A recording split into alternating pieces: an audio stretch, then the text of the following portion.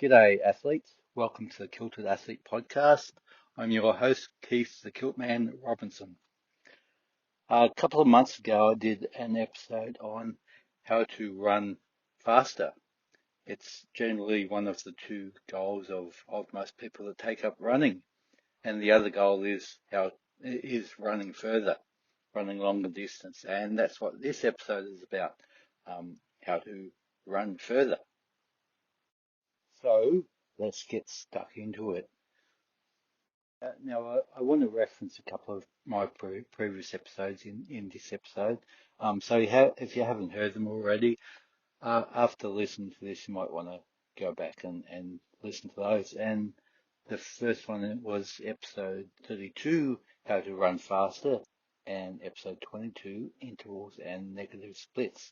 So intervals and negative splits, I'll touch on them in this, but I won't go into depth because I've already covered that in episode 22. So, as mentioned, most people that take up running have two goals. They want to run faster and they want to run further, and which are quite reasonable goals, but there's a slight difference in how you train for the two. So, as I mentioned in episode 32, how to run faster, I generally wouldn't advise training for both goals at the same time. So don't try to run faster and run further at the same time. Get one goal achieved, then move to the other one. So you might want to run a certain distance, say 10 kilometers, for example. And once you get to that goal, then switch to trying to run that distance faster, instead of trying to increase your distance and speed at the same time. There, there is a correlation, like a sliding scale between running faster and running further. Um, so the further you run, um, you're not going to be able to run as fast, and the faster you're running, you're not going to be able to run as long. So bearing those two in mind, trying to achieve speed and distance at the same time, trying to train for its speed and distance, is generally not a good idea. So, as I said, the training plan for running further is quite similar to running faster. It's just got a couple of big differences in the training schedule, the training plan. Um, and the main difference is the long run. So before you even get started with this, you need to decide how far you actually want to run. So you need to come up with a plan. So you might have a 10-kilometer run coming up, or you might have like a half marathon, whatever the distance. You need to decide um, that how far you want to run, and then decide when you want to do it by. So there might be a particular event that you're training for. It could be 10, 12 weeks down the track.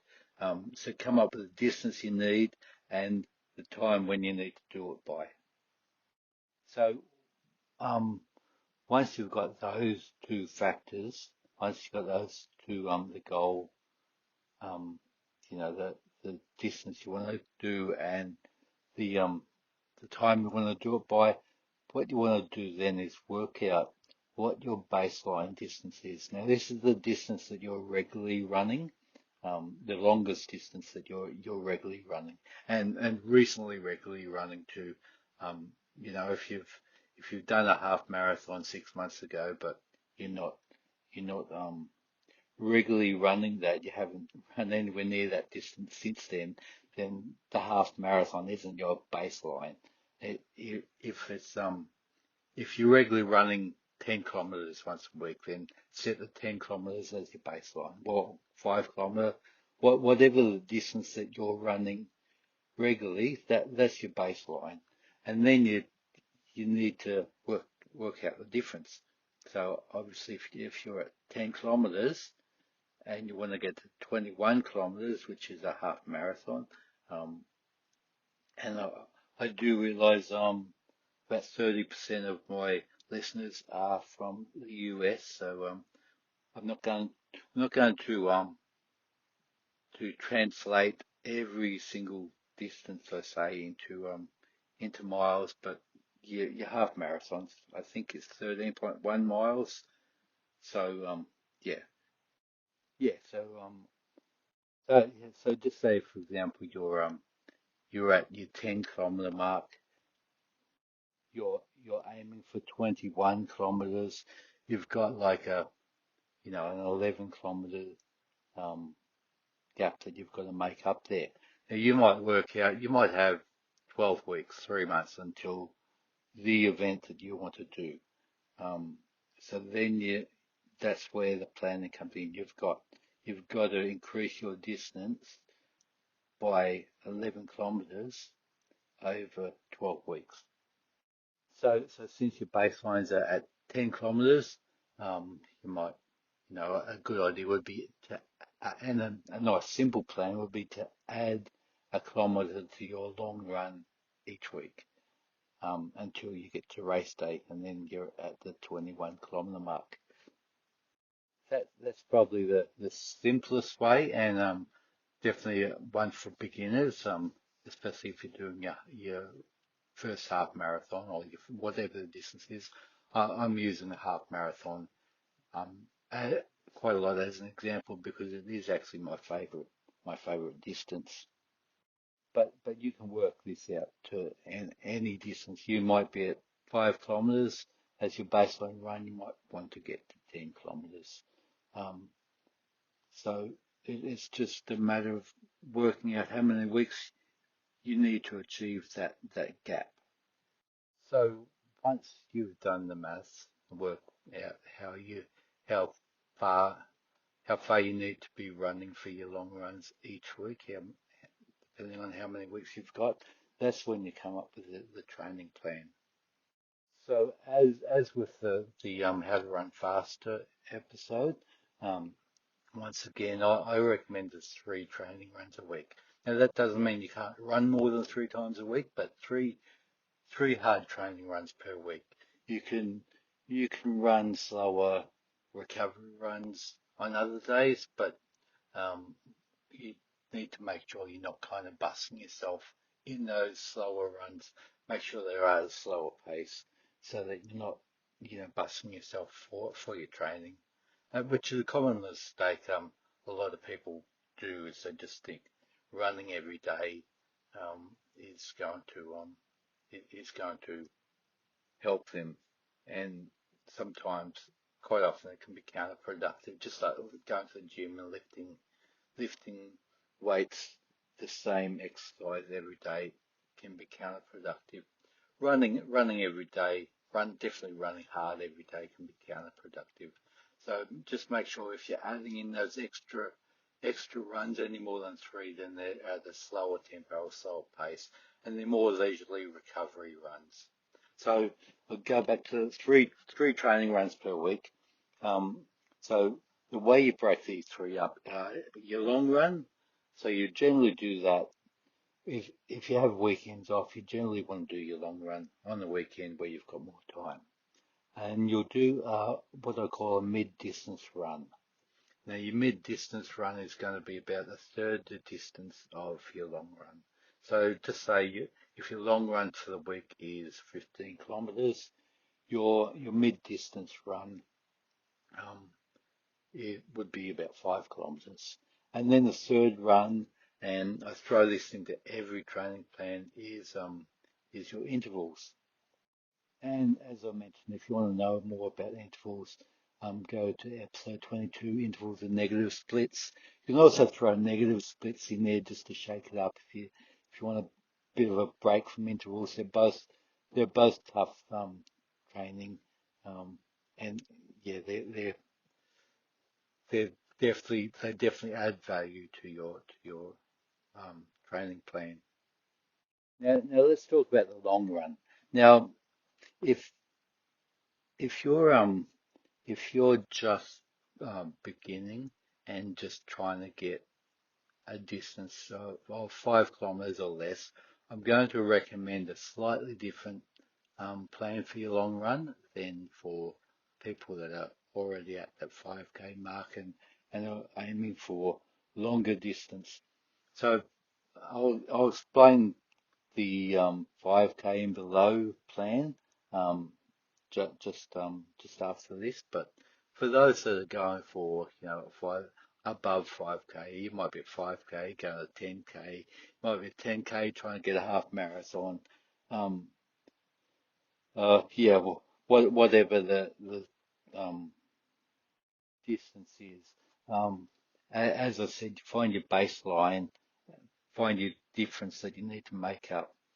Do the maths, like divide it by, the number of weeks you've got, and then just gradually increase. So, for example, if my baseline was at 10 kilometers, which it actually will, I've got a half marathon coming up in March next year, so I will probably start my serious training about 12 weeks out.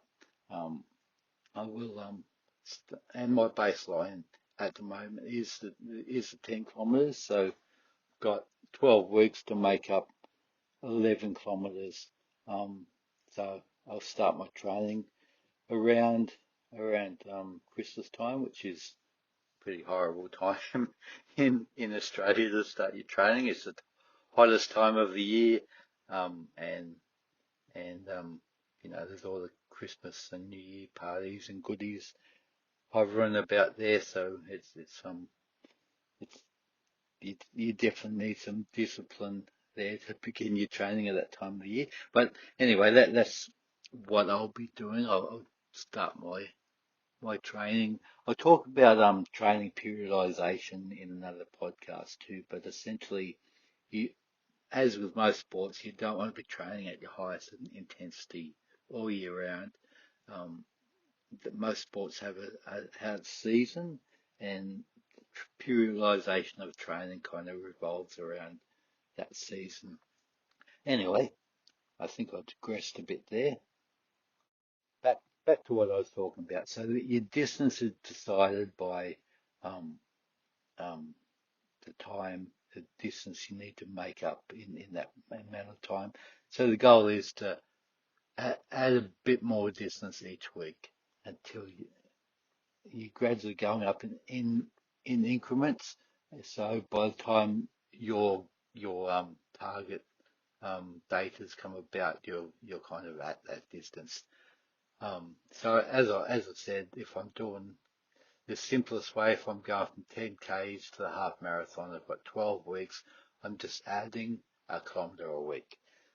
Um, you can add a bit more each week if you feel like it, and then once you get to that distance, you can kind of switch your goals to running faster. Then, so once you've got to that distance, you can, it, it might take you 8 weeks to get to 21 kilometers, so then you've got another 4 weeks to try and get that distance faster if you wanted. But um, once again, don't try to work on both at the same time.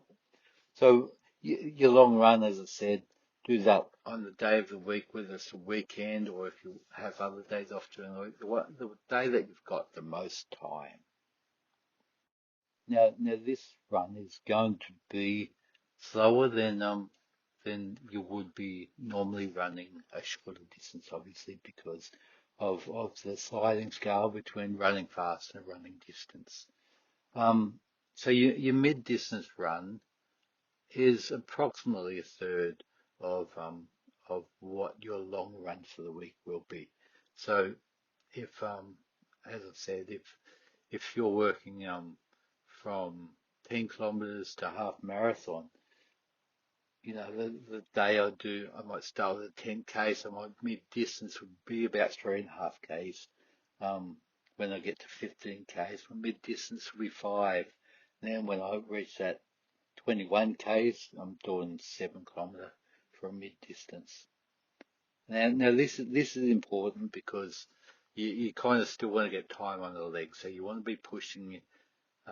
So you've done your long run, which is progressively harder, but you want to be doing um, kind of a semi-long run during the week. It's you generally not a good idea unless you're like a elite professional, athlete that's got a lot of time and doesn't have a day job to go to. It's usually not advisable to do more than one long run per week. But the semi-long run, the mid-distance run, um, is also going to get progressively longer as your long run does as well. And look, as I've said before, number three, and I throw this into any training plan, whether it's speed, whether it's distance, is the intervals.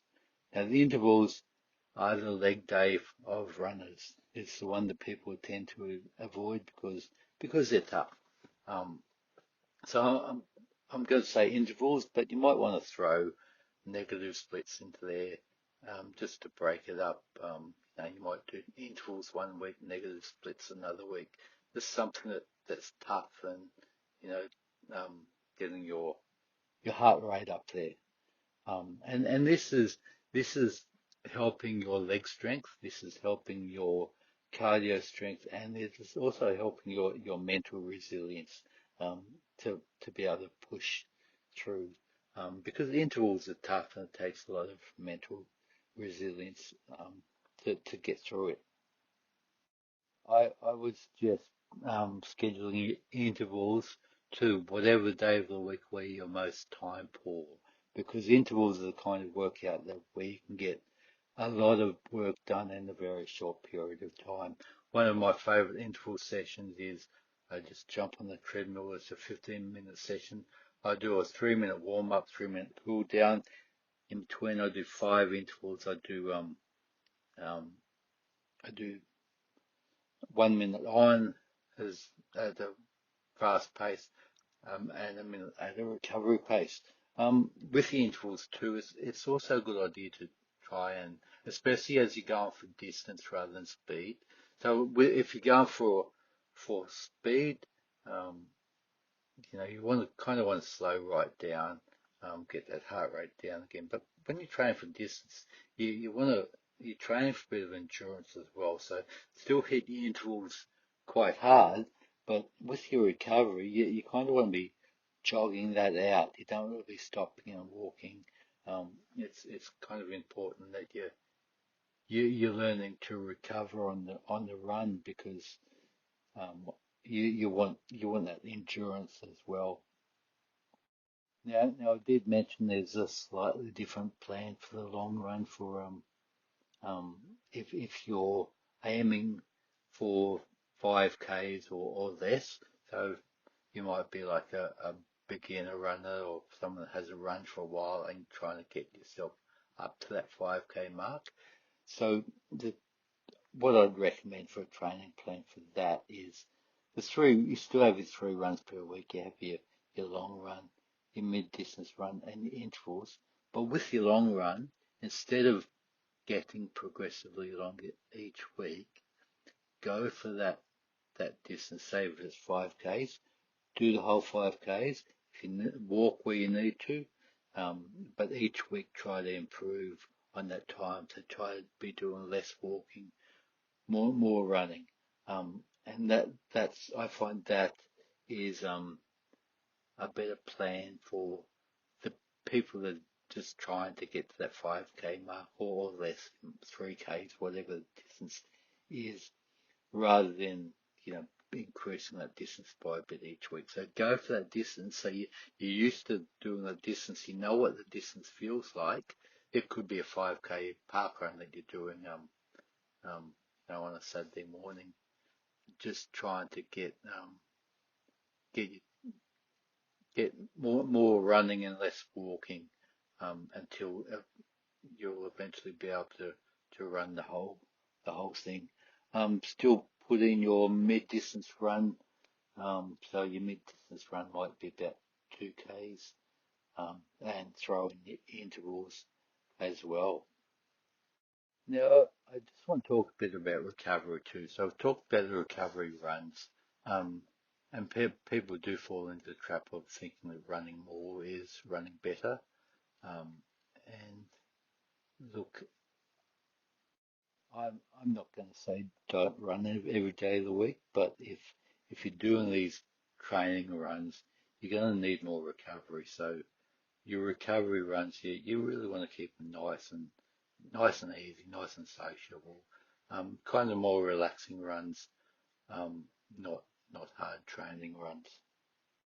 And look, a couple other things that are very important here, especially as you start running longer and longer, is sleep. You need to be getting sleep. You're putting a lot more effort in, um, so running these long distances, so you're going to need good sleep. So, if you're a night owl, sitting up playing video games or something all night, maybe switch that off a couple of hours before you go to bed and go to bed at a reasonable hour and try to get some decent sleep.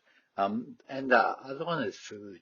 So when we're running a long distance, we're burning lots of calories.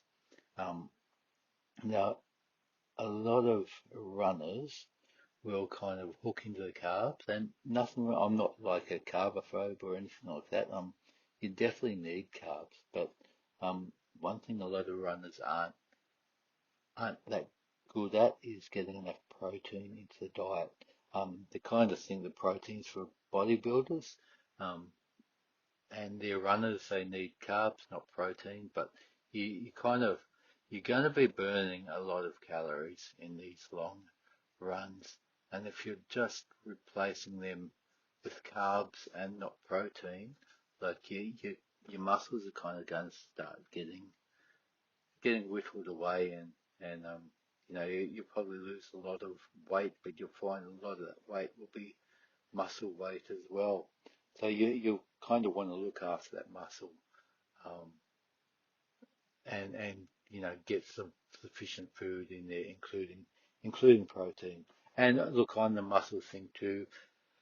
Um, a lot of runners are uncomfortable lifting weights. They go to the gym, and the first thing they do is hit the treadmill because they're kind of out of their comfort zone there. But strength is key as well. You need to keep those keep keep the muscles functioning, keep the muscles strong, um, to avoid injury as well as to help with the athletic performance.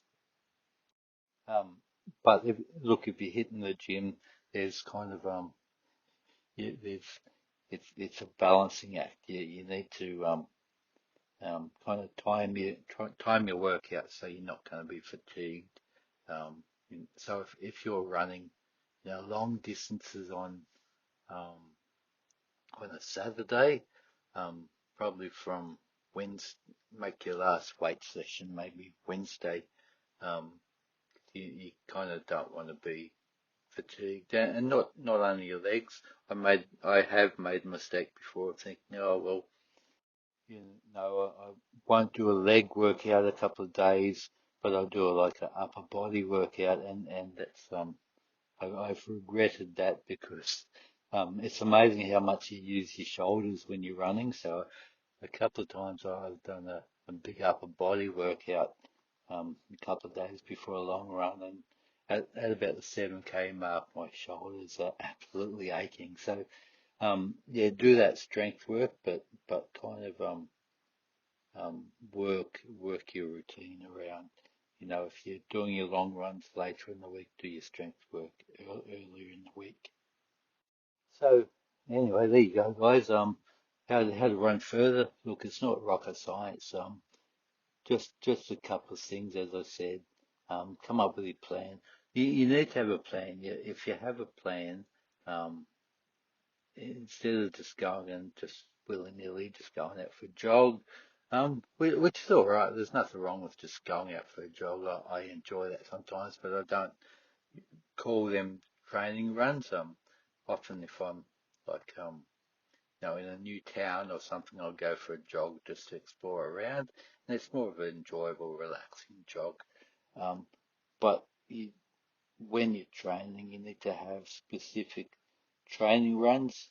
Um, and have a plan for that. have your goal, have a plan, do the maths, work out how many weeks you've got, how far you need to make up in that weeks, and then, as I said, the three major runs per week. Um, your long run, which is progressively longer each week until you get to your goal distance. Your mid-distance run, approximately a third of your long run, and your intervals or your negative splits, your tough run that you're putting a lot of effort into a shorter period of time. So these three main runs per week. If you want to throw a couple of recovery runs in there, but make sure they are recovery runs. Don't push yourself too hard in those ones, because you do need to recover. Your body needs to recover, especially as you need to be as you're covering further and further distances, spending more and more time on foot, because that's the thing too. Like, the longer the distance you're running, the more time you're on your feet. So you may have been doing a 10K in an hour, but not suddenly, but you're increasing that distance, so it goes from an hour to hour 15, hour and a half. So longer and longer periods of time on foot. So you do need that recovery. Your body does need to recover. So anyway, guys, I hope you have got a bit out of that. Whether you're a seasoned runner and just trying to run your first marathon, your first ultra marathon, half marathon, whatever, um, or whether you're just trying to get to 5Ks without walking, whatever your goal then is. Um, yeah, it's kind of a basic, tried and tested plan for how to run faster. As I said, I'll be ramping this up again come around Christmas time, because my first um, race for the year is in March, so I've got that kind of 12-week. So at this stage, I'm in. It's kind of called the recovery phase, where you finish your competition, you're still training, um, but um, you haven't ramped up the training um, for the next periodization or the next part of your training. I will do an episode on that to explain that more, how to you know split up your training into periods throughout the year, um, because it is quite interesting, and it's relevant for a lot of sports too. Whether you're a runner, whether you're a footy player, um, most sports have like a season, and you kind of work the periodization of training around that season. But yeah, anyway, I'll be ramping up my running, um, going exactly that plan that I just said, from starting from around Christmas time, when everyone else is enjoying themselves, eating chocolate and drinking lots of beer, and um, which I'll enjoy myself as well. I'm not going to go into the whole my body is a temple thing, but um, I'll be hopefully exercising some self-discipline, and not overindulging, and uh, I'll be beginning my training, ramping up my training plan, in what's looking to be a quite warm summer. So anyway, I'll be kind of practicing what I preach, um, for for that, in just a couple of months, or about 6 weeks time actually. So yeah, thanks for listening, guys. Once again, as usual, if you've got any comments, pop them in the comments below. I enjoy reading the comments. Um, if you need to contact me, got any episode suggestions, please let me know in the comments, or you can email me, kiltmanfitness@gmail.com. You can find me on Facebook. You can find me on Instagram at the Kilted Athlete Podcast. So there you go. Thanks, guys. I'll talk to you next time. Bye.